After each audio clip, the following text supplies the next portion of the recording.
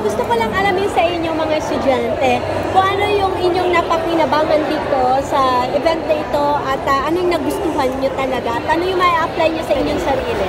Happy morning, Miss Horizon. And what I'm saying is we have this launching or we are relaying to you itong Food is Life Exemplified through Planetary Health Diet. So ginagawa namin dito ay to present to you yung mga winners ng ating apps development para sa i-promote ang Planetary Health Diet natin. Maganda ito kasi ang nanalo mga professor hanggang high school students nanalo. Thank you so much. Maraming salamat. Invite you to the Flex PhD Mobile App Development Competition. Good morning, Miss Horizon. So, I'm Maybelline Rivera po from UST MRDC. So, ito po yung 6-axis collaborative team. Hindi siya napapagod. Siyempre, robot. Halimbawa, pag pwede po ba siyang palakihin para sa mga pabrika, pag pinakailangan? Nilagay kong code, nandun pa rin yun. I see. Kailangan i-reset. Oo. So, pupunta kayo dito sa answer lang siya. Okay. Forward pa siya. Sir, anong ibig sabihin? Anong kaibahan itong 3D printing doon sa nakasanayan? Malaking materyales, halimbawa isang malaking bloke ng bato, tapos ang gagawin mo is i-carve mo para mabuo mo yung gusto mo mangyari. Simula sa wala, unti-unting nabubuo siya. Ang galing. Ang namin, pakulo namin yan. Kasi nagpapag-giveaway kami. Akala ko kasama. Sir, ano Ay, ito mga samples lang ng ano, ng mga kung ano yung mga kayang gawin ng 3D printing. So, all four, tama pa? Yes po. So our Marvel, All-Full Marvel is Our Lady of Fatima University. So, para sa For the development po ng mixed reality, for training For purposes. training. Yes. So, ano ang kaibahan nito doon sa mga ganitong klase din ng mga innovation? So, Yes. bakit mas kailangan natin itong tangkilikin? So actually po, of Marvel last February 2023. So this is Kaya may bangka, yung pagmamahal, may lakas ng pagmamahal. Dapat nakapaghanda na tayo, may bangka na tayo. So, di ba na sir?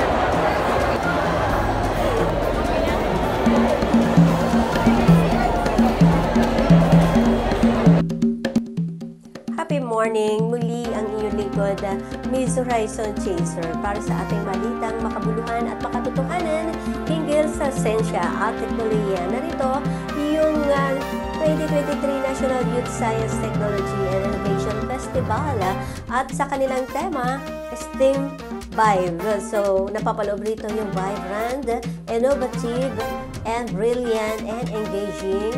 So, yung dito rin ay kasunod ditong naganap na public launching of the winning mobile apps of Flex PhD, na ang tema rito hinggil sa pagkain, na kung saan ang mga kabataan natin ngayon ay talagang marhusay na silang pumili ng kanilang pagkain, na kung saan ito ay yung Food is Life Exemplified.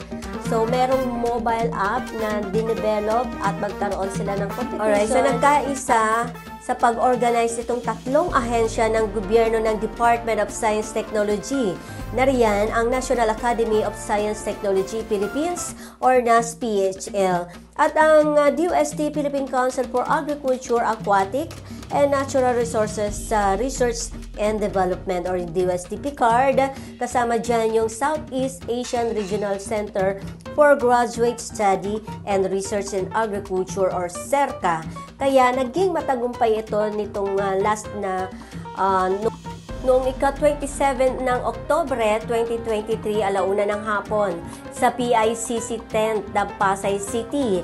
Kaya during that time, nung itong 2023 National Youth Science, Technology and Innovation Festival, ay nagkaroon ito ng mga innovative mobile application na at na-promote para sa ating Planetary Health Diet.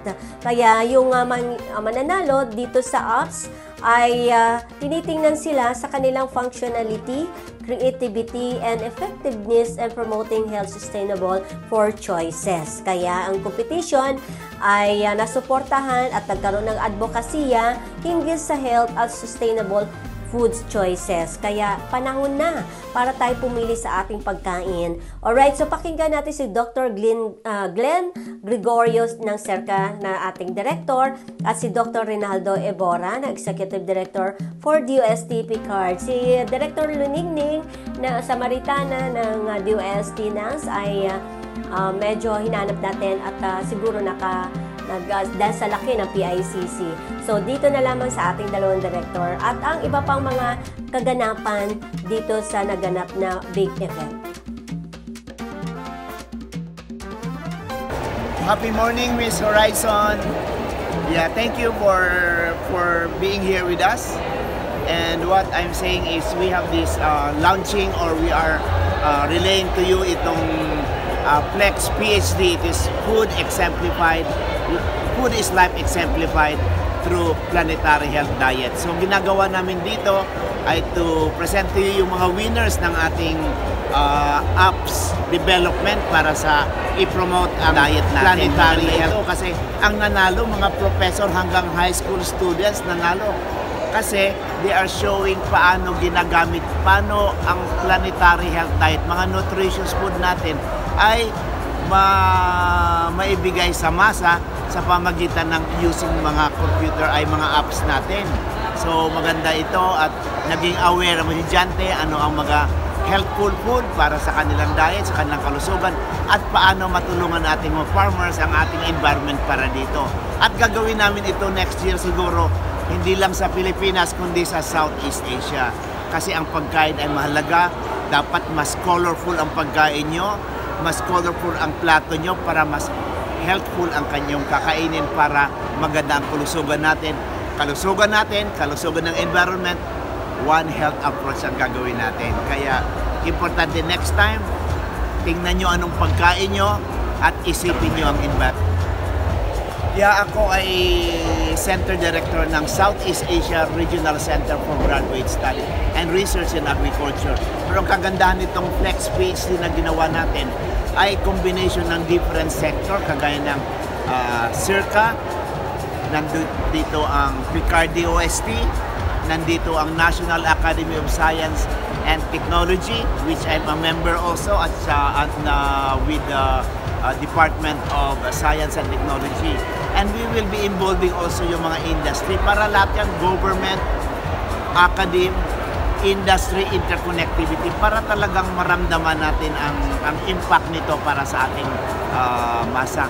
And I will invite you also to visit SERCA kasi meron kaming we call it sharing SERCA Hub for Agriculture and Rural Innovation for the next generation. This will inspire the next generation to appreciate food, to appreciate agriculture, to appreciate environment. Parang museum siya, digital museum. Mag-enjoy kayo doon. At sana next activities namin ng DOST, ng Picard, ng NAS ay sama-sama tayo dito. Thank you very much and have a healthy day. Happy morning, Mr. Horizon. We would like to invite you to the National Youth Science and Technology and Innovation Festival. Invite you to the Flex PhD Mobile App Development Competition. Thank you so much. Maraming salamat. Alright, thank you so much sa paglilinaw, Dr. Rinaldo Evora ng DOST Picard at ang SERCA ng Director na walang iba kundi si Dr. Glenn Gregorio na napaka-masigasig na mga director na nagsama-sama dito sa naganap na event. Kaya alamin natin ang buong detalye pa. Check, marami tayong matutunan hinggil sa siyensya at teknolohiya. Kaya patuloy lamang sa panunood dito sa ating programang Happy Morning Show. At narito ang sa entrance pa lamang kung mapapansin natin na talagang high-tech na din at pagpasok pa lamang ay kailangan may QR code na. Kaya maraming matutunan ang ating mga kabataan hinggil rito sa makabagong teknolohiya ng event na ito. Alright, so lingid sa ating kaalaman ay magpapasalamat muna tayo sa DOST STII or DOST Science Technology Information Institute sa pangunguna ni Director Richard Borgos at maraming salamat sa pag-imbita. Ayan, so welcome na tayo. Nakita nyo kung gaano ka-organize at nagsama-sama ang mga iba-ibang ahensya ng gobyerno. Ayan, so pakinggan natin ang presentation ng mga kabataan hinggil sa pagkain. Of addressing these challenges faced by student body. Greetings, I am Kyle Adroda. And I am Emmanuel Diamante. Now, in terms of the environment, meat-based meals have 14 times the environmental impact compared to causes 80% of global deforestation. Now, this reveals that planetary health diet is clearly needed in school communities, as not only does it impact our health, but also can potentially impact the environment. Now, looking closer into the problem, we have decided to consume healthier food and maintain a good eating schedule. One also said that I want to eat more vegetables and develop healthier eating habits, but I lack access to healthy food that fit my food palette. And lastly, one relationship with food, so I want healthy options that fit my taste. It's also important to know that each recipe that the canteen shows has an about menu info page where relevant information verifying their current orders so that moving on to the farmer's back. For the farmers to $702.6 by 2045. The second P is the planet. Now, agriculture is now the top 4 overall contributor of greenhouse gases or GHGs. And it is now the top contributor of living by an upbuilding. We need to have data first. We need to know what Filipinos are fond of eating in general. We need to create data-driven solutions in order to be effective. So our contribution to the Flex... Alright, so malinaw yun na dapat pala na maging mapamili tayo sa ating mga kinakain at upang maging malakas yung ating pangangatawan at makatulong pala ito sa ating planeta. So, alright, so panoorin din natin ang iba pang mga bagong inobasyon dito sa ating bansa at may mga makakapanayam tayo para sa iba pang mga detalye. So, ito po yung 6-axis collaborative robot namin. Collaborative meaning it can work safely with humans. Tapos, it has end effector na gripper and camera.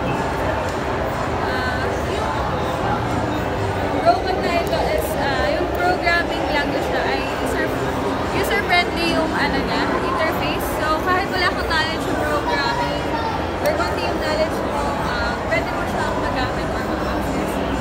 And yung max payload capacity niya is 6 kilograms. So, kaya niya mag-pack ng 6 kilos. Yung ibang cobot, kaya niya up to 20 kilograms. So, eto, kaya niya rin ang reach na up to 700 millimeters. Kung mapapansin mo, ma'am, kaya niya umabot dito. Hindi siya napapagod. Siyempre, robot. Halimbawa, pwede po ba siyang palakihin para sa mga pabrika pag kinakailangan? Yes po. Usually, ginagamit sa mga production lines. For pick and place, assembly, packaging, Pumunta kayo, for example, sa Igin, tatlong forward.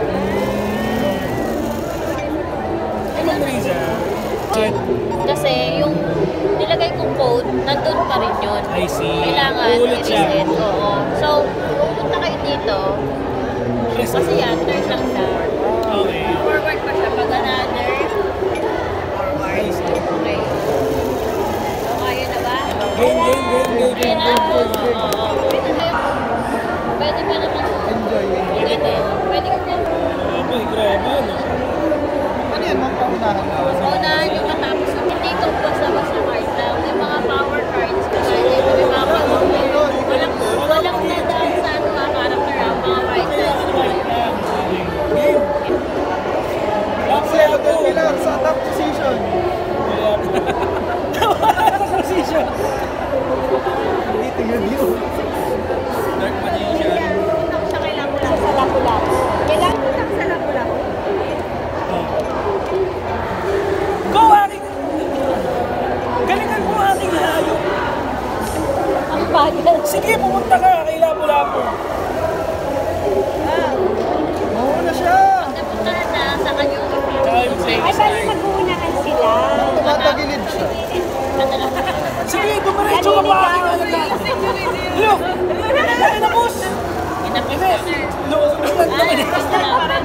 Tama ka. Sir, anong kaibahan itong 3D printing doon sa nakasanayan natin? Well, first of all, ang 3D printing kasi ma'am is relatively new rin. So, under siya sa umbrella term or more generalized term na additive manufacturing. So, doon sa mga traditional na manufacturing natin is, di ba, kadalasan, pinakaiba ng 3D printing sa nakasanayan natin is gagaling sa mga, halimbawa, malaking materyales, halimbawa, isang malaking bloke ng bato, tapos, ang gagawin mo is, i-carve mo para mabuo mo yung gusto mong mangyari. The difference is, yung mga ganon, nababawasan yung material. Dito, imbes na magsisimula ka sa malaki, magsisimula ka sa wala, then nadadagdagan siya ng paunti. So, pabaliktad yung process. So, imbes na mula sa malaki na meron ka, tapos babawasan mo hanggang sa mabuo, dito, baliktad. Simula sa wala, unti-unting nabubuo siya. Ang namin, pakulo namin yan. Kasi nagpapag-giveaway kami. Akala ko kasama. Sir, ano yung mga to? Ay, ito mga samples lang ng ng mga kung ano yung mga kayang gawin ng 3D printing. So, sa mula sa mga simple lang, halimbawa ng mga simples, ganito, mga simpleng geometry lang, hanggang sa mga complex. So, ibig lang sabihin kahit kaya niyang gayahin. Yes. Basta, magsisimula lang lahat siya sa computer-aided design bago siya nabuo. Nagsimula muna siya sa tawag dito, sa mga computer-aided design. Tapos, i-transfer sa isang slicing software para i-convert ng slicing software sa isang computer language na kayang basahin. Printer na yung bahala dumiskarte kung paano niya bubuuin. Pagdating sa materials, ano po yung dapat gamitin? So far, marami kasing na-utilize ng mga materials, pero so far majority ng buong 3D printing industry is sa plastics. Pero ngayon, nagmo-move na siya even further meron ng mga bakal, metals, meron na rin ceramics. So, nagsisimula na rin mag-expand ng 3D printing doon. So simpleng plastic lang.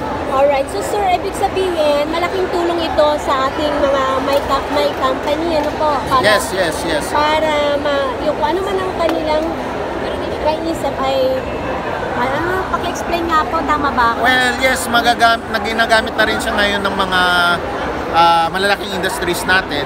Ngayon, humahabol na rin yung mga traditional na industries natin at saka manufacturers patungkol sa 3D printing kasi halimbawa sa mga paggawa ng mga sasakyan ngayon, dati imbes na bago muna sila gumawa ng talagang halimbawa bumper, imbes na gagawa sila mismo sa malalaking linya nila, magpe-print muna sila ng sample ng bumper tapos yun muna yung testing. Ang galing. Diba? Kasi magsayang ng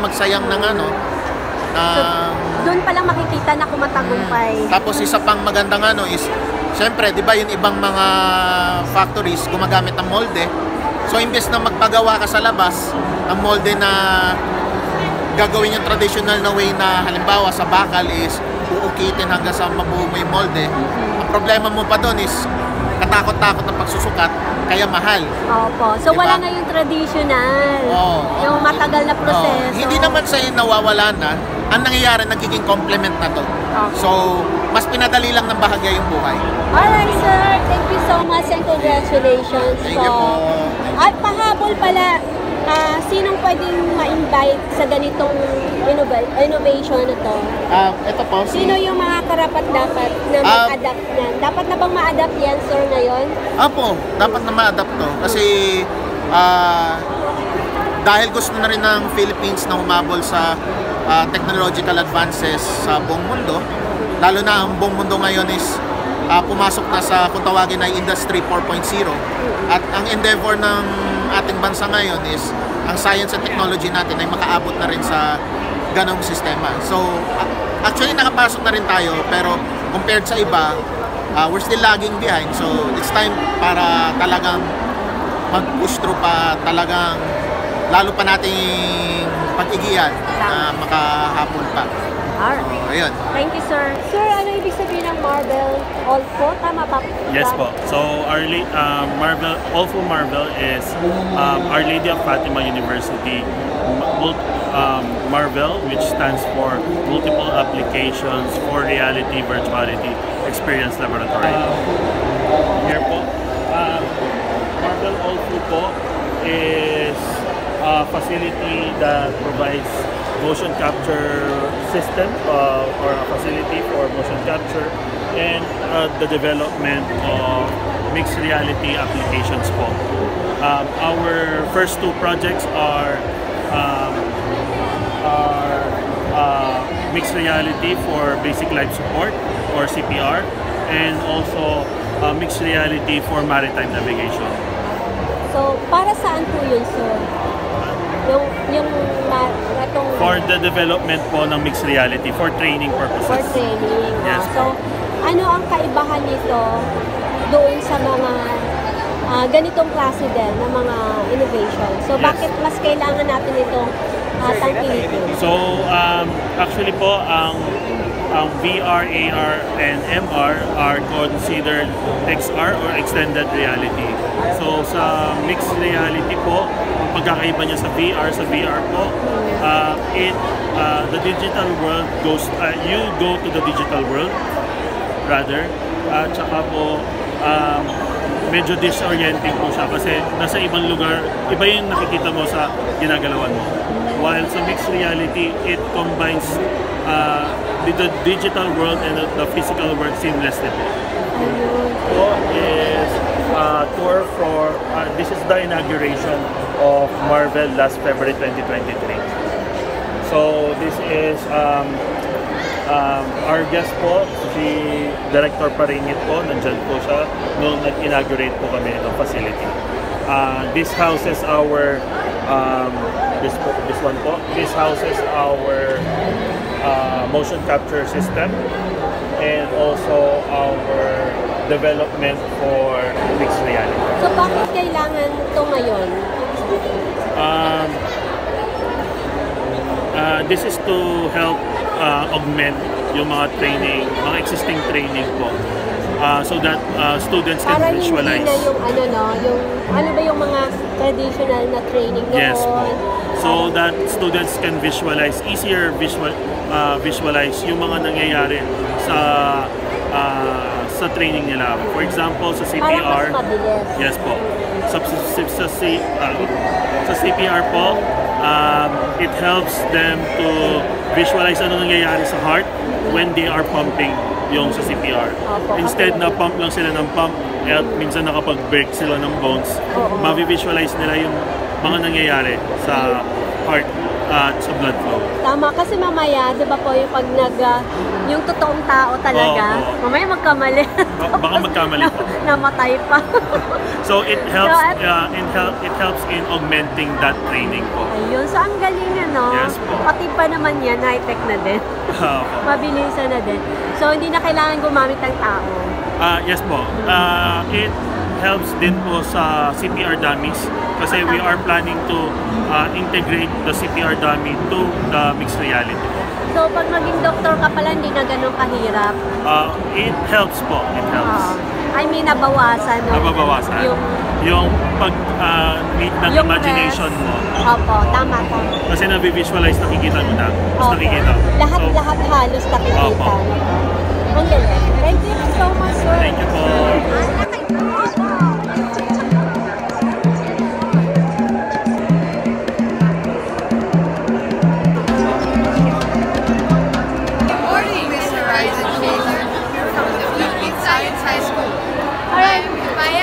From the Central Visayas campus. I'm Beatrice Benedict MD from the Soxargen Region campus. I'm Amber Energy Papalinas from Soxargen Region campus also.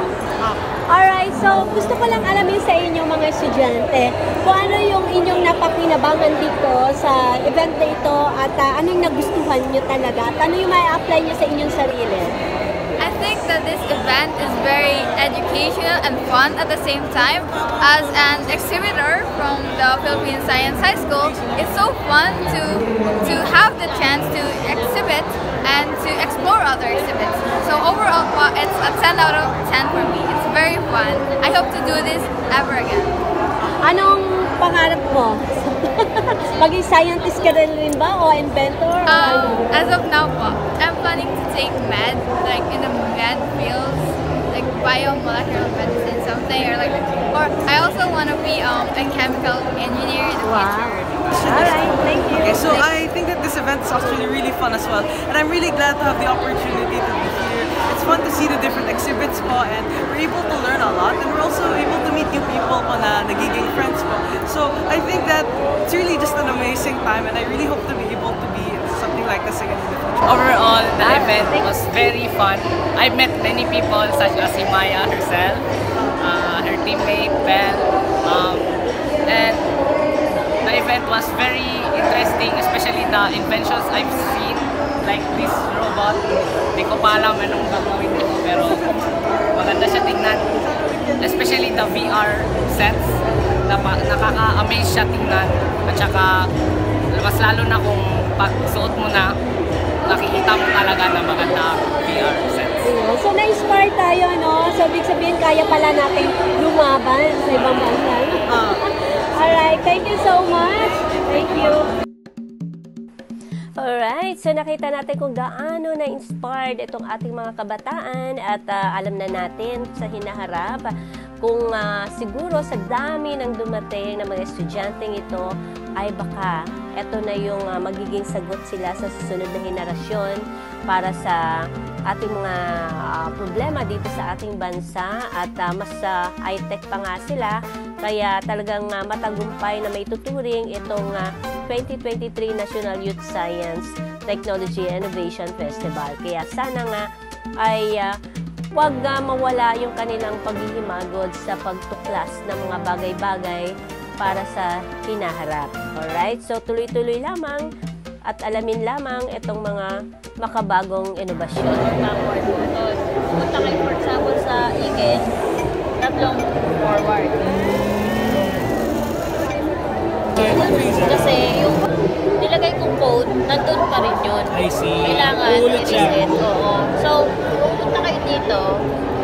Kasi yan, turn lang siya. Okay. Forward pa siya. Pag another, forward. Okay. So, kaya na ba? Kaya na. Oo. Pwede pa naman. Enjoy. Pwede pa. Ano yan, mga paunahan? Hindi ko na, hindi kasama ko lang. Yung mga power cards. Kasi dito may mga walang nadaan sa ano mga character ang mga fighters. Level nila sa top position. Position. Dito yung view. Dark Magician. Siya kailangan ko lang. Sa lapu-lapu. Kailangan ko lang sa lapu-lapu. Go, aking! Galingan mo aking hayop. Ang bagal. Sige, pumunta ka kay Lapu-Lapu. Mauna siya. Napunta na sa kanyang Ay, bali mag-uunahan sila. Tumatagilid siya. Sige, dumiretso ka pa aking alaga. Look! Ay, napos! Look!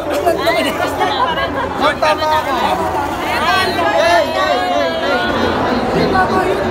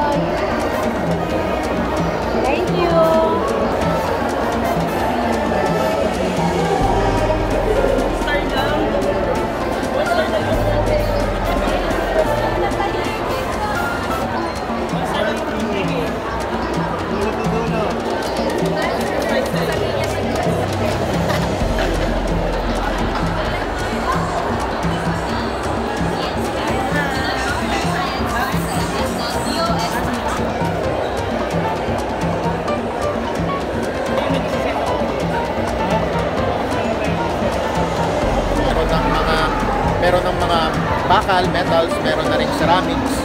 So, nagsisimula na rin mag-expand ang 3D printing doon. So,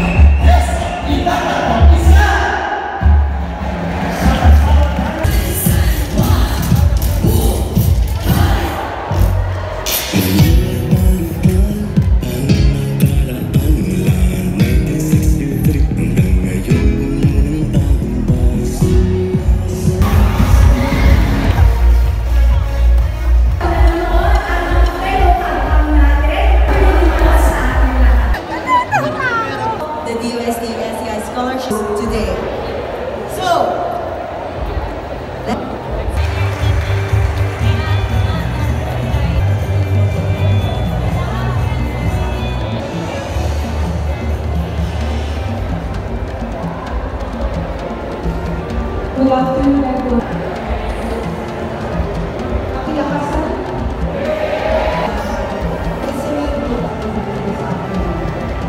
So, on nanotechnology and 3D printing, DLC colleagues, our Deputy Director for R&D. So nag-enjoy po sana tayo sa ating nalakap na mga inobasyon dito sa ating bansa at hindi ko na maisa-isa sa dami at kaya ipinapakita lamang dito ng Department of Science and Technology na tayo ay nakikialinsabay sa buong mundo. Kaya huwag tayo mag-alala. Kung ano man ang ating mga problema dito sa ating bansa ay masusolusyonan din kapag nagkakatulungan. Alright, so dito nagtatapos ang ating paglakap ng mga balita hinggil sa siyensya at teknolohiya. Ang likod ay namamangka rin at tayo'y sumakay na dito sa inihandang bangka ng UST Pag-asa kailangan din natin na harapin kung ano man ang mga kalamidad dito sa ating bansa dahil talagang front po tayo. Kaya ipinapakita rin ng Department of Science and Technology na magkaroon tayo nitong klaseng mga inobasyon. Alright? So, tuloy-tuloy lamang at tayo umuwi na at sumakay dito sa ating bangka. Ang inyong lingkod, magpapaalam at itong ating report mula sa PICC at salamat sa UST STII sa pangunguna at pag-imbita dito sa napakahalagang event ng 2023 National Youth Science, Technology and Innovation Festival. I love you all. Sabi niyo dito sa National Science Innovation, Youth National Science Innovation. Ano ba sabi? Anong pangalan mo? Jimwe. Ilang ni Pacquiao. Parehas pa lang tayo. Sir, ano masabi mo? Engaging ko yung kasi mga activities na pwedeng salihan as well as kasi yung design sa layout parang nakakaintay po ng tingnan kasi siya play na parang play na mga design. Ang dami yung ito, sir. Sa akin naman po, nakinig ba yan? Oo, narinig yan. Testing next, lang. Nakasad mo lang. Para sa akin po, itong Nistip, tawag yung Nistip.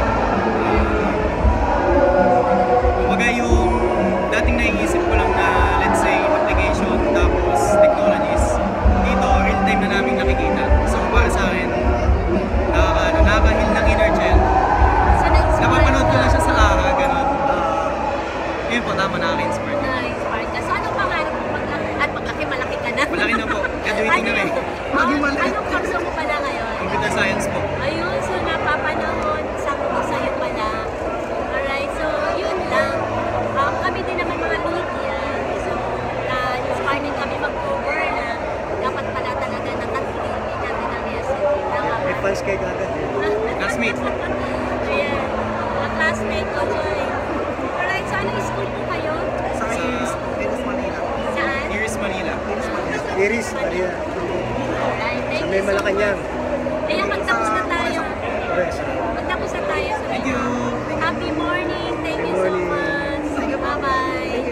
Thank you. Ayan, so yung ating mga estudyante, nag-enjoy talaga. Na-inspire sila kapatid. Alright, so ito na po nagtatapit. Nagtatapos ang aming special coverage dito sa PICC. Unicorn, Miss Horizon Chase. Ikaw muna pala kasi ang akin yan eh. Ikaw, magpaalam ka. Bye! Sir, anong vlog ka? Lindo Plantilla. Anong media? PIA. Plantilla Information Agency. Yun. Bye-bye. Unicorn, Miss Horizon. Ang programang ito ay hatid sa inyo ng Healthy Blend 15-in-1 Coffee, ang kape na gustong-gusto ko. Tiyak, magugustuhan mo rin. Kaya tumawag na sa 0917-921-5467 at mag-whole food B-complex tayo para maging malakas at masigla ang ating pangangatawan. Kaya bumili na sa 0917-921-5467. At para mag-relax ang buong pamilya ay tayo na sa Cafe Lupe Antipolo at doon ay kumain tayo at mag-enjoy sa mga natures. Happy morning, Miss Horizon. Please visit the Cheongdam restaurant. Thank you for coming. Po tayo dyan dito sa Parañaque City at official na nga na open na itong Cheongdam Restaurant sa Parkol Mall.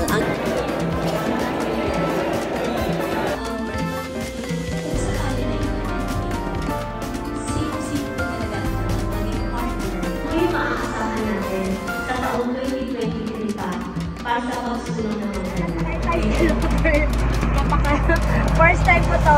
Makikita natin talagang kayang may kinalaman ba ito? Dito? Alright. So, di ba high-tech ng ating mga tricycle? Ako ito lang.